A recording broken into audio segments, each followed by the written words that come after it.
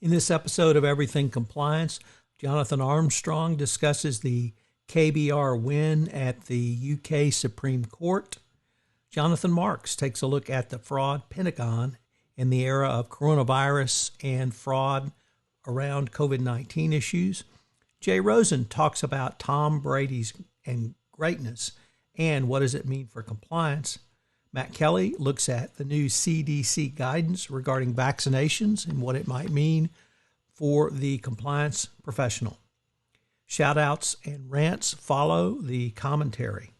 I know you'll enjoy this episode. Another live stream episode of Everything Compliance. Today we have Jonathan Armstrong from an undisclosed location, somewhere in the United Kingdom, allegedly. Matt Kelly, the coolest guy in compliance. Jonathan Marks, who just informed us he had 29 inches of snow outside his house. And Mr. Monitor himself, Jay Rosen. Gentlemen, welcome. Hello, Tom. Howdy. So we're going to go east to west today. So, Mr. Armstrong, what has been on your mind? Yeah, one of the most interesting cases I think we've had across our desk in the last week or so has been the success for KBR in its fight with the Serious Fraud Office. And this concerns something called Section 2 notices, which many of us have been troubled by for some time. And effectively, they're a way of the Serious Fraud Office serving a notice on somebody to demand that they deliver up documents, and there's a criminal penalty if they don't. And they have been used controversially in the ENRC case when it has been alleged that they were used to sort of circumvent privilege and to obtain documents to which the SFO wouldn't ordinarily be entitled. And this case is a sort of part of the SFO's long-running investigation into Unit Oil, a Monaco-based entity. And you might remember that we've talked about this before, particularly about the convictions that the SFO managed to obtain in a COVID-safe trial last year and those convictions. But effectively what happened here is that in April 2017, the SFO served Section 2 notices on KBR's UK subsidiary, Kellogg Brown and Root Limited. We'll call that KBR UK for ease. And KBR UK said, I'm simplifying, here are some documents, but there are another set of documents that our US parent has in their custody and possession, and you'll have to ask them for those documents.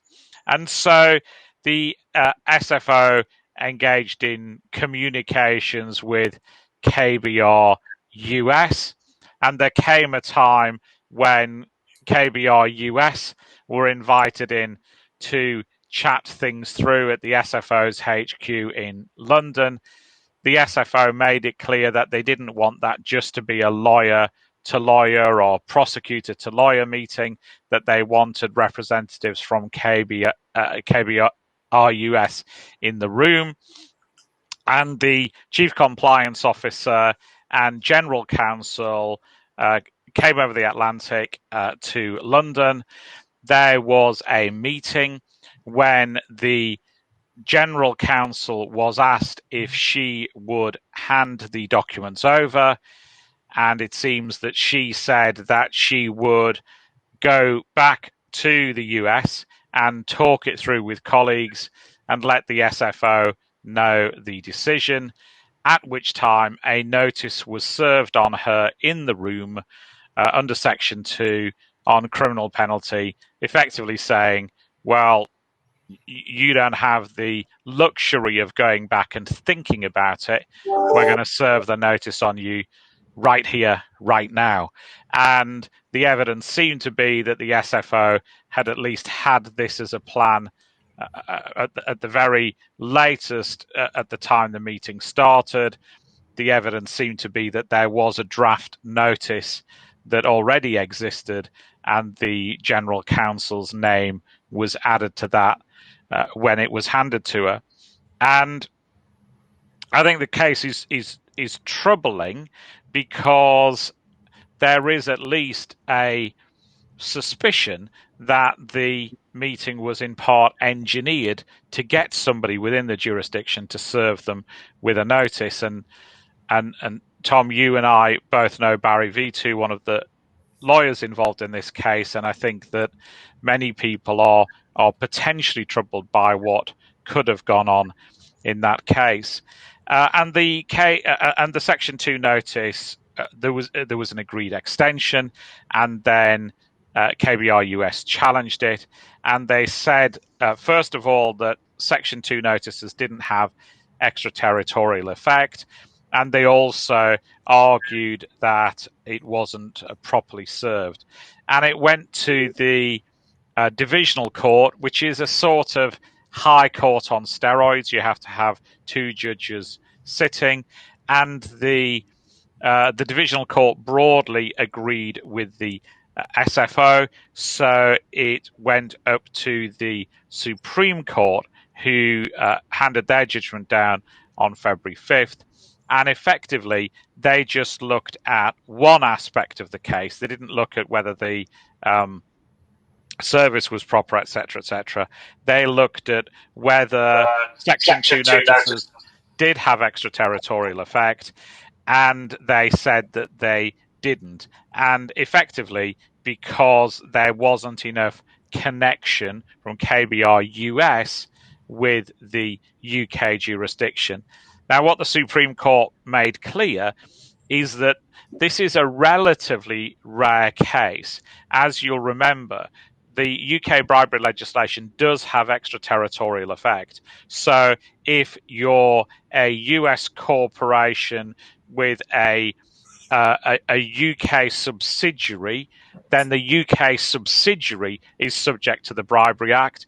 If there's an act of bribery where it's alleged UK nationals are involved, then the Bribery Act still applies.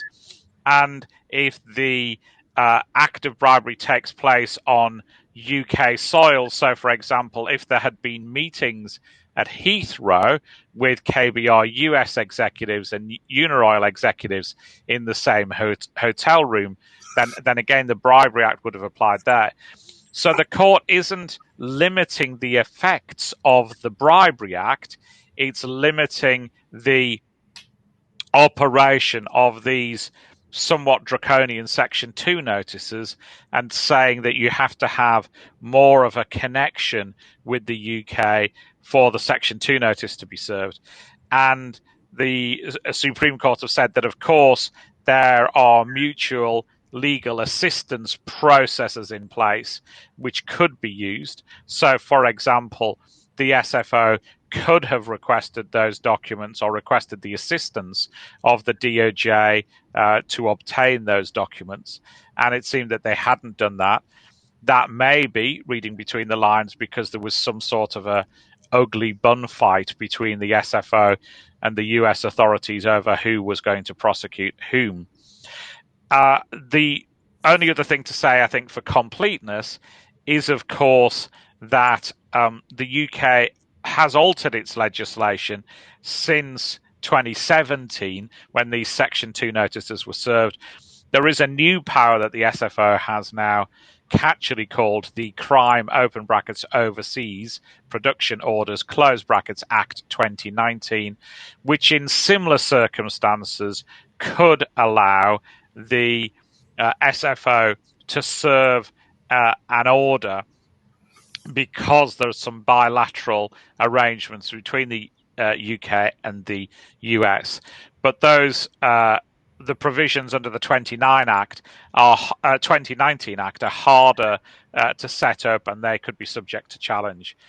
So in some respects, it's a loss for the SFO, and in some respects, their wings have been clipped, certainly in their use of these Section 2 notices. And it might be that they have to go through more established channels in cases like this in future. Jonathan, the manner in which the SFO delivered the Section 2 notice requesting KBR to bring U.S. personnel to the United Kingdom for a meeting and then laying that on them, saying, you now have jurisdiction, seems to me, I was offended by that. And I was wondering, do you think that fact had any influence on the UK courts, or are they really focused on strictly on the legal issues in front of them? I don't know is the honest answer, but it's a long-standing principle of in the UK. We have this saying, he who comes to equity must come with clean hands. And this is legal jurisdiction, not equitable jurisdiction, and we could have a legal history lesson on how they are different. But I think what it does illustrate is that there's this overriding sense of fairness, I think, amongst judges and the Supreme Court particularly. And I think if it is true that the SFO were not transparent with the two representatives who came over from the US, I mean, they obviously didn't think they were coming over for high tea, buns and a brew. They obviously knew that they were coming over to talk about a serious case. But I'm not sure that the SFO were transparent about what the consequences might be of any failure to accede to a request. And I think that probably has influenced the judges in this case. Prosecutors have to behave fairly, and that applies to your jobbing prosecutor dealing with shoplifting and theft offences, and it applies the same, if not more so, to those dealing with the most serious offences, which can deprive people of their liberty. So we ought to have that sense of fairness in mind, and I suspect the prosecutors will have that in mind more going forwards, and I think that's probably a message that the court here intended to give out. Let's go across the pond to Matt Kelly. Matt, what's on your mind? Yeah, sure, Tom. So I am here today to talk about everybody's favorite virus, COVID-19. We had something interesting happen earlier this week that I think compliance officers would do well to pay attention to. On February 10, Wednesday, the Centers for Disease Control updated their guidance about what fully vaccinated people can or cannot do. And to be clear, this is the CDC guidance defines a fully vaccinated person as somebody who has taken whatever course of vaccine dosage you need. So whether that's one dose for whatever new vaccines might come along, or the 2 doses right now for the vaccines that are available. If you have received your full course of vaccination, and it has been 2 weeks since your final vaccination dose, and you have no symptoms since then in that case, if you, the fully vaccinated person, have an exposure to somebody who has COVID-19, you're exposed to a COVID outbreak, you do not need to quarantine anymore. Now, why is that significant? Because for the first time ever, we have the CDC saying fully vaccinated people get some special privileges that the rest of us don't. And I think compliance officers would do well to consider the implications of what that is, and of that point. I think that, we might all say, isn't this a bit academic? It's only an academic distinction right now because, at least in America and in most parts of the world, nobody's getting vaccinated. Only a tiny sliver of the population have been. But by May or June, and certainly by this summer, when a significant portion of the general public is vaccinated, but a significant portion still isn't, I think we're going to have some really contentious issues arise about what can vaccinated people do in the workplace, what can they do in the economic sphere generally. I'll give you an example. If a vaccinated person does not need to quarantine when they've had a COVID exposure, does that mean a company could compel vaccinated people to come to work every day? Short answer, according to several of the HR lawyers I have talked to, is that yes, a company could do that. And then now let's think it through. In the United States, a company can also compel employees to get vaccinated as part of their terms of employment. So let's start putting this together. Suddenly you could see how some companies, if they wanted, could really put themselves on a fast track back to reopening their offices by saying, anybody who works for us, as soon as you are eligible for a vaccine, you got to go get vaccinated. And once you're fully vaccinated, you got to come back to work, because either you won't have a COVID exposure and you're fine, or you will, and the CDC still says you're fine. What does all of that mean for corporate culture, for complaints about employee favoritism or retaliation? What does it mean about privacy data if you are going around collecting this information from employees? What does it mean for, say, unions that might be negotiating reopening of normal office procedures?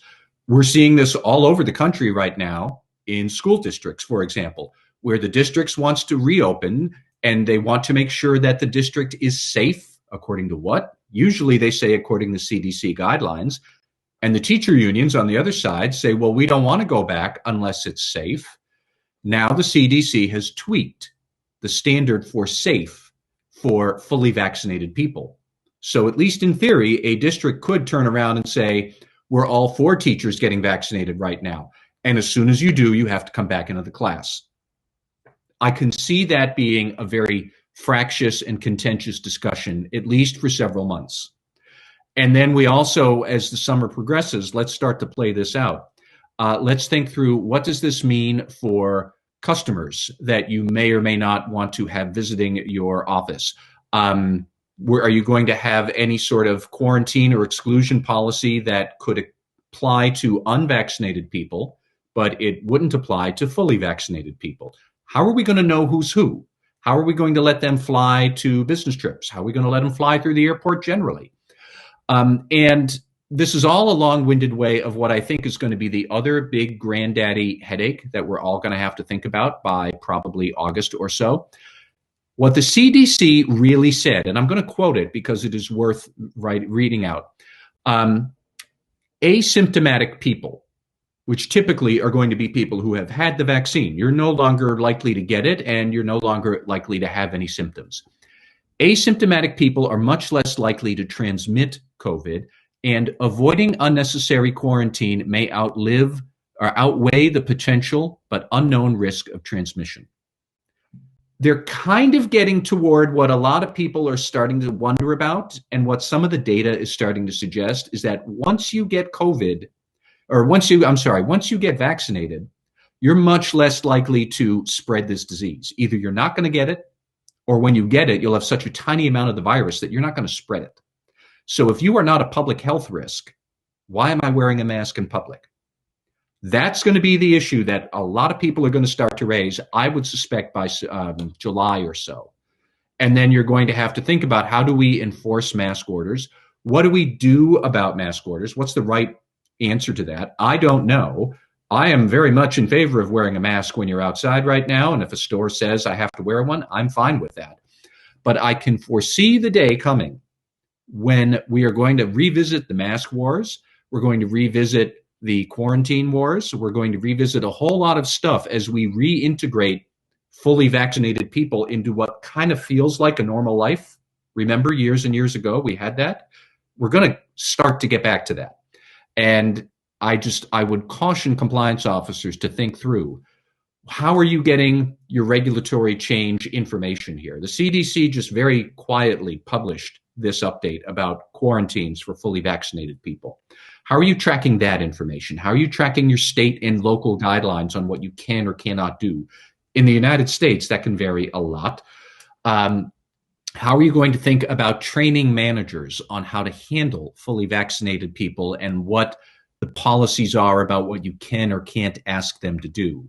What's the difference between what you're legally able to do and what might be wiser for you to do? Just because you can maybe have a heavy-handed approach. I don't necessarily know that you should, but I've been thinking a lot about this, and yet again, it reminds us that COVID vaccinations are going to have a lot of repercussions for employee personnel and inter-office policy and how you train people, what they're complaining about, how you're going to resolve those complaints.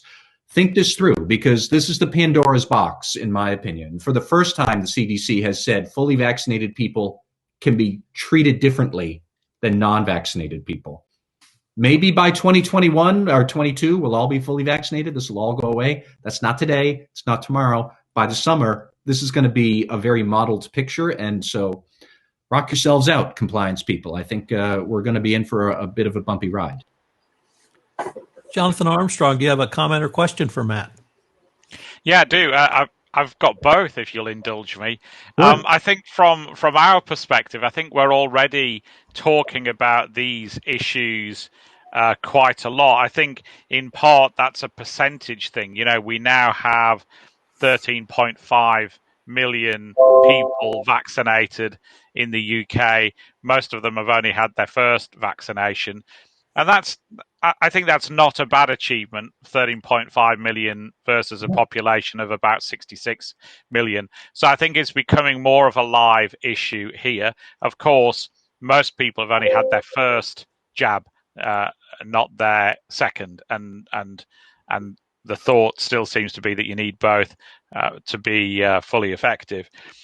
But one issue that we've started to see here as well is in the UK and in most of Europe, the vaccines are only in the possession of governments, and we're already starting to see people trying to beat the system for their own employees. We've had one smallish organisation, I think, ring an NHS vaccination centre and say, you must have the odd vaccination left at the end of the day to people who haven't shown up. What about us sending our employees across to you at the end of the day? They can use up spare vaccine, and we'd be very willing to make a donation to a charity of your choice. We've also seen allegations, which I think are unfounded, that a soccer club jumped the queue. I think it's, from what I hear, more benign than that. The vaccination centre rightly thought they had vaccines left at the end of the day, went onto the street and grabbed people and vaccinated them. And you'd want the health authorities to do that, to use up vaccine at the end of the day. But I just think we're already starting to see at least allegations that there's bribery involved with employers trying to get their employees done first so they can return to normal more quickly. And is that something that you're seeing in the US, or you think might happen in the US? Yeah, I think that will happen. I think it'll happen around the world. I have read reports that at least in some countries, there are manufacturers making COVID vaccines for sale on the open market. So that's not anywhere here. It is in some of the places that you would see on the lower end of the corruption perception index, but that's going to go on. I think that this has the potential to catch a lot of companies flat-footed, because while we don't have a lot of vaccines right now, don't forget that by March, Johnson & Johnson's vaccine, which is one shot, which is easy to transmit, easy to manufacture, easy to store, that's going to be commercially available in the United States. I think that's going to change a lot, because suddenly a whole lot more people will be able to get the vaccine. That's where you will be able to stroll down to your nearest drugstore. They will have it in a refrigerator under the counter, and they could give it to you right there. All the other special trappings about how do we track all of this and whatnot, that has yet to be worked out, but it's going to be far easier than these super cold Pfizer and Moderna vaccines that you need to make a specific appointment, and it's difficult to get them here and there. That's all going to go away in a matter of weeks. And then suddenly, large numbers of people will be vaccinated. If you look at the data out of Israel, which is further along in vaccinating its country, its population than anywhere else in the world, Israel has found, oh my goodness, when you vaccinate a large number of people, suddenly nobody gets sick anymore. It's almost like the vaccine is working like every other vaccine we've come up with.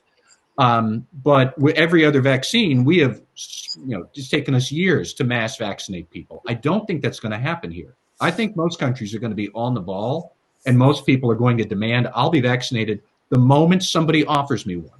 I will have my sleeve rolled up. But if we are going to vaccinate people very quickly, the questions about that interim transitory period where some are vaccinated and some aren't, those are going to come upon us pretty quickly. And the last thing I would call out is so many of us say we want to return to normal. Think about what that is, because I remember normal, lots of us went to work feeling sick all the time. We had colds, we had flus, and we still went to work. We went to school. I went on the subway. I went to business conferences while I was sick, while I was getting other people sick. But it wasn't a big deal because nobody dies of the common cold. Eventually, if we want a return to normal, we are going to get to a point where people will be ill with COVID, that they have the virus in it, but they've been vaccinated. Everybody around them has been vaccinated. Nobody's going to care. That's what has to exist for us to get back to normal. I don't know if that's 2022 or 2025 or 2100 when my grandkids are doing it. But we have to think about how we're going to handle those questions, because I suspect these questions are going to happen and come upon us a lot faster than we expect. And I don't know what the right answer is. I just appreciate that this is a fastball that's coming. The CDC, in its most recent pronouncement here, that's just the first pitch. Matt, have you seen, or rather, have you thought about this in the context of travel with airlines, what they're going to require? Are they going to require evidence of vaccinations? Will we start having to carry shot cards, for instance, for domestic travel? Any thoughts along those lines? I mean, I have only thought about it in the layman's perspective that I'm aware that people are discussing it. I don't think that's any big deal because we need to show proof of immunization for all sorts of things. You can't enroll your children in school without proof of immunization. You can't go to certain parts of the world without a yellow card along with your passport showing you've been vaccinated for yellow fever. I have one of those upstairs. That's not anything new, but how would we establish that? How would we gain acceptance of that? Who's going to be the agency that publishes those? I know that there are vaccination cards people have gotten saying, I got vaccinated. I don't know how much more authority that has than a little sticker I get every November that says I have voted. I don't know what the framework would be, the regulatory apparatus to put that into place so you could do it. I do know there's at least one major U.S. airline. I can't remember which one, so I'm not going to say it out loud. But I know there's one that has already told its employees, we're going to require you to get vaccinated when you can. That will be a condition upon which you have to do to go to work. But then once they're vaccinated, they can all go to work. The CDC has already said there would be no reason why they'd have to quarantine. So the company could pick up on that and say, all right, then, there's no reason why you can't come to work. I don't know that a lot of businesses would take such a draconian approach, but it's there. It's something they could pick up. And let's just think through all the implications of deciding to do something like that. Jonathan Marks. Oh, Mr. Armstrong, it looks like you want to say 3 words. 3. Good luck with that in Europe. Forced vaccinations for employees. I'd buy tickets for that fight against the German Works Council. With that, Jonathan Marks, I have wanted to ask you about the Fraud Pentagon because of the reports by the ACFE and others of increase in fraud, certainly under the PPP program, perhaps PPE. But I was wondering if you thought about the Fraud Pentagon in the context of COVID-19 and how it might apply. Well, I have, Tom, and we've had many conversations about this, but I'll try to get to the meat of it very quickly.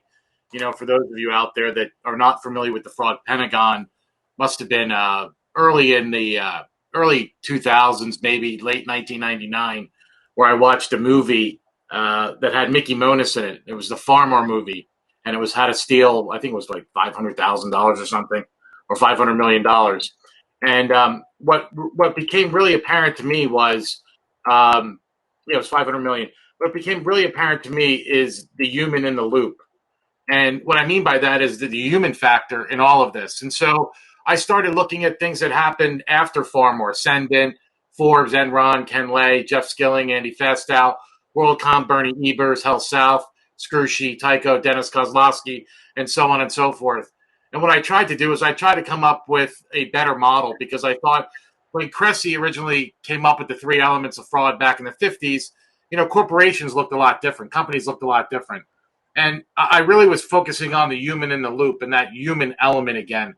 And so I started to profile these individuals. Yes, profile, not stereotype, these individuals. And I came up with a couple of things. One was there was a great sense of arrogance, by these individuals. And there was also a lot of competence by these folks as well. And so I thought, well, if you took pressure, opportunity, and rationalization, the 3 elements, which Cressy came up with, and add competence and arrogance to it, is that a better model? Is that a better way to looking at this? And I can tell you that, that drives the fraud risk assessment and drives a whole bunch of other things on the compliance side as well, which I'm not going to talk about today. But I will tell you that, what it has done is it really has opened up my eyes with regards to kind of even what's going on today. And I'll explain. COVID-19, businesses are stressed. There's a lot of salespeople out there that are based on commissions. There's this sense that you have to make up what you lost. Companies don't want to continue to report bad earnings. There's also things going the other way. Are there write-downs of assets because under accounting rules or things of that nature? Are people not accruing expenses? Are people not being supervised? Are those controls that should be in place really are in place? Those monitoring controls? Is there really the 4 eyes principle? And what I've come to realize is that in this remote environment that we're living in, or quasi-remote environment that we're living in, people are taking shortcuts. It's evident. People are desperate. There is a great deal of pressure inserted in the system right now. And anyone out there that's listening, if you haven't dusted off your fraud risk assessment and you haven't come to realize that, or looked at your compensation packages and those people that are getting bonuses based on earnings of your organization or some other metric that's really driven by something that is being affected by COVID-19, I can tell you right now that you have a heightened level of fraud risk. And so, that competence and that power to perform and that arrogance or lack of consciousness, are those things that really need to be factored in here. And so, when we talk about the Fraud Pentagon, which by the way, actually made the timeline of fraud models from 1950 to 2016, and then you insert the Fraud Pentagon into the meta model or the advanced meta model of fraud, where we look at the perpetrators and the crime, and have to give Dr. Dick Riley and Dr. Scott Fleming credit also with me for the advanced meta model of fraud. I think it should allow organizations to think a little bit differently. And if you're a board member out there and you're listening to this and you don't realize the stress and the strain that's being put on people, and the fact that there could be these added elements here that if left unchecked could pose a serious risk for your organization, shame on you. Actually, just shame on you. And so, we have talked about this ad nauseum. I think the model is a good model. I still remember that one of the best days as a professional I ever had. There are a few of them. One is when Jay Rosen called me to wish me a happy birthday. No, I'm only kidding. But the second one, which really is the first one, is Matt Kelly sent me a note one day. He was reading a case and he goes, "I think I get your Fraud Pentagon." And he was still at his old place. But I'm like, well, Matt's a very, very astute person, and he makes up his own mind. And to get that from someone and says, I think I get your Fraud Pentagon, really meant a whole lot to me. But I can assure you that's something that we implore and practice, on a regular and ongoing basis. And, if you take the Fraud Pentagon and you look at the advanced meta model of fraud and you consider all the things under a COVID environment, bank covenants, revenue recognition, accruing expenses, disclosures, which the SEC has come out with and pounded people on. We've talked about the Cheesecake Factory, debacle before. So all these types of things, take a look at the individuals that are really here. Take a look at the human in the loop. Understand who those humans are. Understand those pressures and understand that if someone has that competence and arrogance combined with pressure, opportunity, and rationalization, that's just a recipe, or could be a recipe to enhance, or create a heightened level of fraud risk, or even worse, you wind up on the front page of, the Wall Street Journal or some paper over in the UK. So, I do think it's something that is worthwhile taking a second look at, and I appreciate the opportunity to kind of lay that out there, and I'm open for questions. Jonathan, you mentioned board members. What are the questions a board member should ask? And more pointedly, who does he ask them to? Does he ask them to a chief compliance officer? Does he ask them to a CFO? Does he ask them to the head of internal audit? Does he ask them to the head of internal controls? Yes, all of them. They should be looking at all of them. If I'm a board member and I'm part of the board, or I'm part of an audit committee, I'm asking all those individuals. Part of a good governance framework is that communication. And, when we talk about communication, there's a sender and a medium and a receiver. And I always do this. And I say, well, that's communication, right? And everyone shakes their head. They go, yeah, that's communication. I said, nah, that's not communication. You need that feedback loop. And that's what the regulators have picked up on as well. And so if you're a board member, you're not getting that feedback from how can you possibly, be in an oversight position, or, maintain your fiduciary responsibilities with not having that regular and ongoing feedback? Doesn't necessarily have to be COVID. It could be anything. So, if I'm a board member, I'm asking my internal audit folks, I'm asking my compliance folks, I'm asking my internal controls folks, I'm asking my chief legal counsel, I'm asking my key gatekeepers, are they communicating and collaborating? Is risk siloed? Are we really communicating what those risks are? Is internal audit using their skills necessary to go out and test those things? Is compliance aware of what's going on? Maybe training needs to be revamped a little bit. When we look at third parties, when we're bringing on third parties or onboarding a third party under, FCPA, doing customer due diligence under this heightened requirement, are we taking shortcuts because we just don't have a second or third option, and we need someone in the supply chain? So, I think the bigger thing here is, from a board perspective, and it's a great question, is, board members, get off your hands, be a participant. You just don't be a passenger. If Caremark or Bluebell has taught us anything, you really can't just sit back and let things happen. You have to make sure that compliance is really functioning. You have to have some oversight in it. You have to start asking some tough questions, and you need that truth cocktail every now and again. You need that feedback. Because the other thing I will caution you on is that everybody loves to give great news, but they all don't like to give bad news. And in the environment that we're living in, if you give bad news, sometimes the squeaky wheel gets the oil. Sometimes the squeaky wheel, they change the tire. And so, if you're a board member, you need to understand that. Kelly, do you have a comment or question for Jonathan? I do have a comment, I think, is, one of the little bullet points that just shot across the screen here was, a board member should ask about fraud. But I really, what gets to me is that a board member should not be asking, what is our fraud risk? It should be much more, what does this thing we are thinking about doing, layoffs, incentive plans, business expansions, whatever, what does this thing we're thinking about doing have, how does it change our potential fraud risk? Because I think way too many board members don't appreciate the fact that almost any decision you're going to make like this in the pandemic environment, the very challenged environment, could have enormous implications for your fraud risk. They're not necessarily apparent. But one of my favorite examples was a plastics manufacturer who made very boring, low-end commodity components, low-margin business. Along comes the pandemic. They started making plastic face masks, which last April were worth a king's ransom. And they suddenly realized our fraud risk is now going to be some dude in the loading dock is going to start fencing them on the black market. And we've never had to think about that because nobody ever wanted to fence boring plastic components before. And questions like that really are not necessarily an obvious connection to fraud, but you need to be aware that almost anything you're doing these days could connect and impact fraud risk.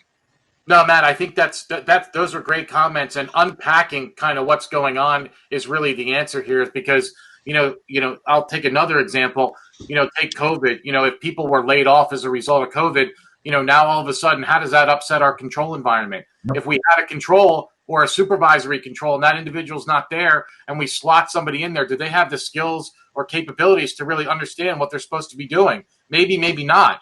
And so, again, I think board members have gotten away with a lot for a long period of time. I hope to serve on a board one day, but a publicly traded board. But I think it's really time to ask those tough questions and start unpacking these things and really challenging those people in those positions. Chief compliance officers, chief audit executives, general counsels, head of internal controls. All these folks should be called, and they should really be looking at how are they communicating and collaborating, and how is this really impacting our ecosystem, and how are we dealing with that from a risk management perspective.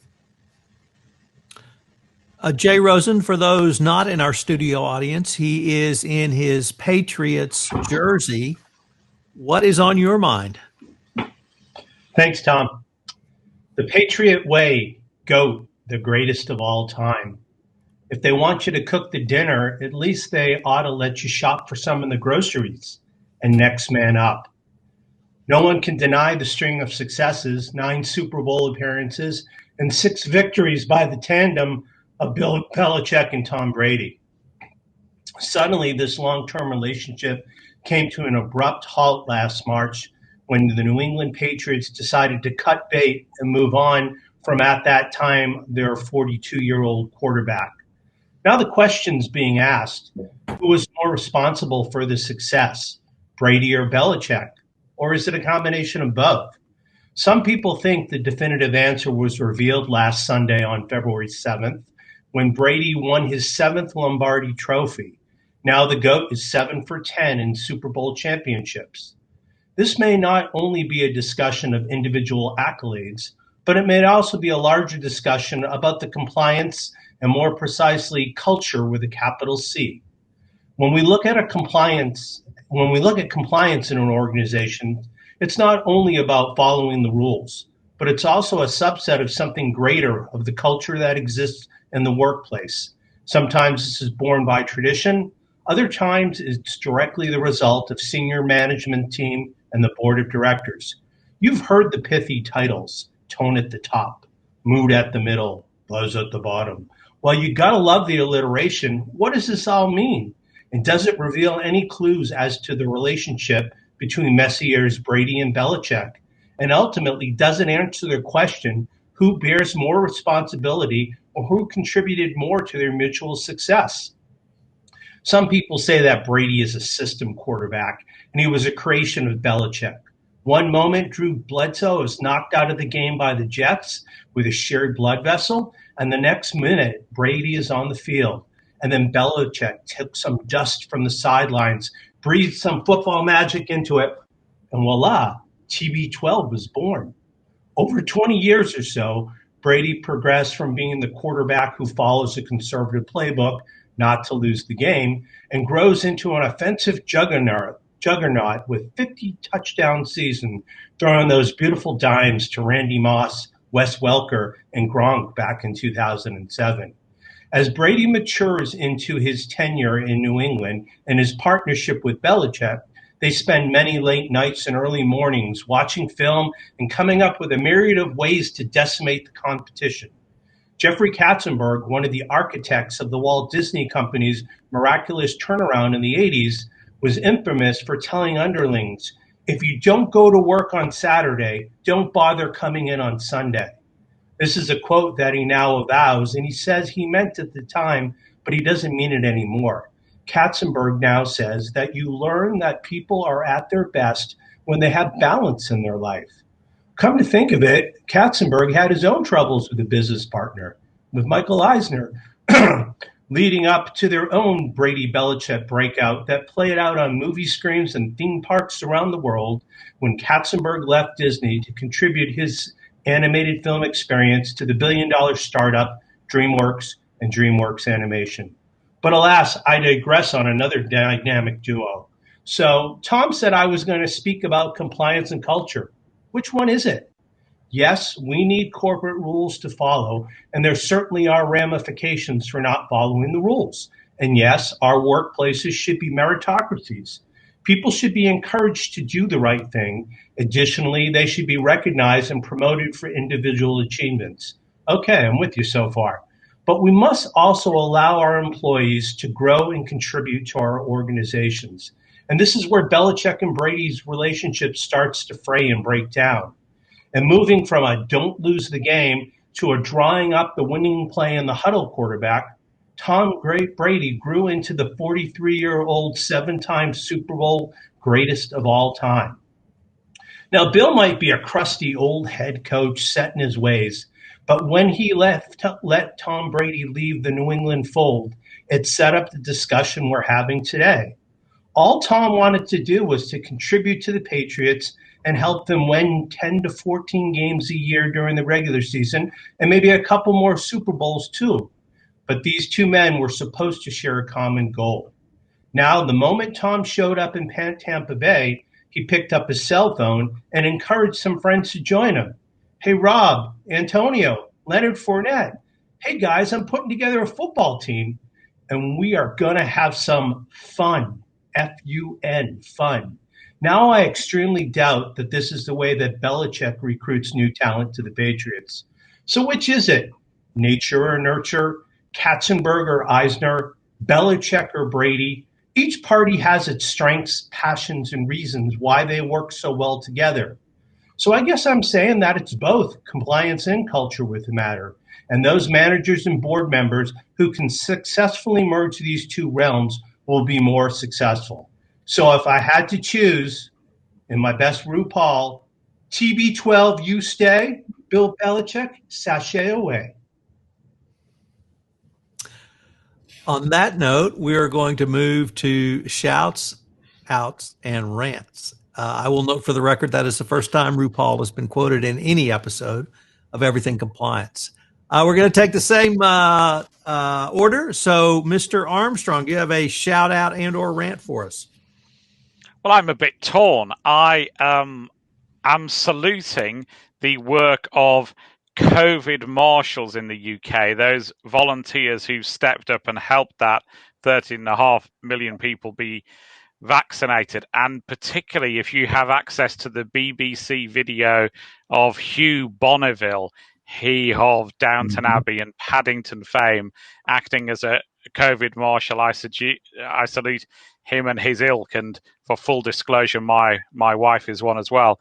But I think what I've settled on is a shout out to the judiciary and to lawyers, somewhat self-congratulatory way, for keeping going whilst all this is going on. And in particular, I think that's brought to light by Judge Roy Ferguson over there in Texas, and the Texas bar, including Rod Ponton, now I guess, Tom, known as Tiddles, who appeared during a hearing as a cat. So that was I guess, a meowvelous example of keeping the wheels of justice moving. I'm going to read that pun. What could be more perfect? Oh! Matt, Kelly, can you follow that? Well, I will note that the day after the cat video, there was a hearing in the House Financial Services Committee where one of the speakers remoted in on Zoom, and he was upside down as he was giving his testimony. I have to admit, I think I would rather be a cat than be portrayed upside down. I'm not quite sure why.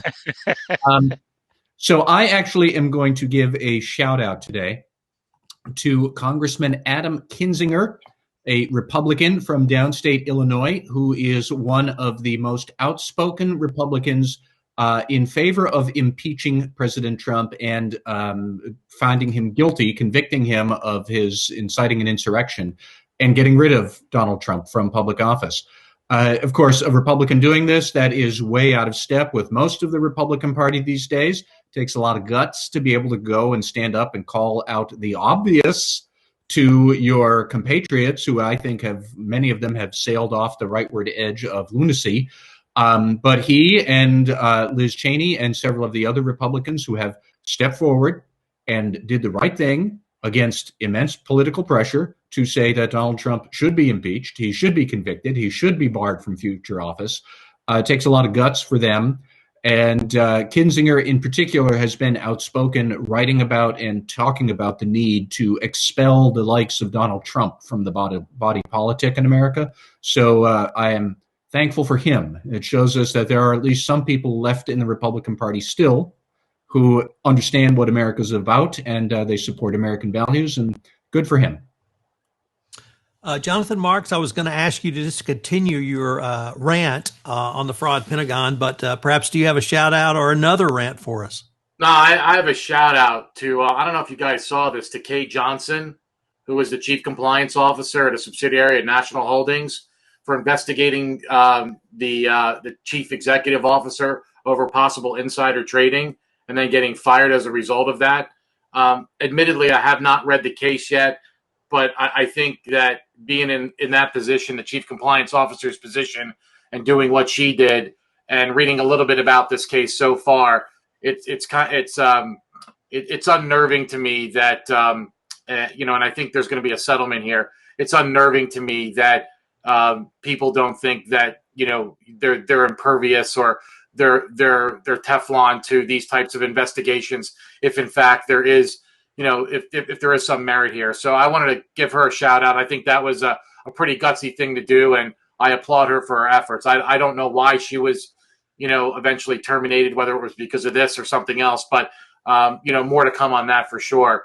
And then, I don't have an actual rant this week, but also another small little shout out to the fact that good for Tom Brady for celebrating after winning another Super Bowl. Nice to see a sports figure have a little bit of fun after spending all that time. He's a master at getting himself, mind and body in shape. I think he's definitely he's on top of his trade, like many of us hopefully are. And there's a lot to be commended there. Not a fan of the individual, but I do think what he does and how he does it is absolutely remarkable. Jay Rosen. Shout out to both Twitter and Facebook for shutting down the account of the former president of the United States. I don't know why it is, but I'm sleeping a lot easier these days. And I think if you imagine that, say you lived in an apartment building and they were doing construction every day from 6 a.m. to 10 o'clock at night, and you came home and you heard the metal and you heard the hum and it just couldn't go to sleep. But now suddenly I can go home and there's no more construction and there's no more noise. So thanks to Facebook and Twitter for turning off the noise. And I'm going to have a shout out / rant to KPMG and its now former UK chairman, Bill Michael. On Monday, the Financial Times reported that at a virtual town hall, Michael had made the following comments. He told staff to, quote, quit moaning about the coronavirus health crisis and the pressure they were under, and to, quote, stop playing the victim card. This was reported by the FT. 2 days later, he was suspended by KPMG UK. And today, as we're recording this on Friday the 12th, he's been terminated by KPMG UK. So although normally I would say KPMG, at least in the United Kingdom, has one of the worst corporate cultures around, in this instance, I would give them some kudos because they recognized that this was completely inappropriate comment by their head of their UK office. And I would just add that he threw in gratuitously that unconscious bias was, quote, complete crap, end quote. So when you have that type of leader, you have a broken and toxic culture. So at least this time, KPMG UK did the right thing. Gentlemen, it's been a great episode. I wanted to thank everybody, and I look forward to what we come up with next time. Hey, Tom, can I say one more thing before we depart? You bet. I wanted to thank everyone for participating in the Baker Tilly's first annual Fraud and Compliance Summit on February 23rd through 25th. Looking forward to hearing comments from Jay Rosen, Jonathan Armstrong, Matt Kelly, and Tom Fox. Thank you so very, very much.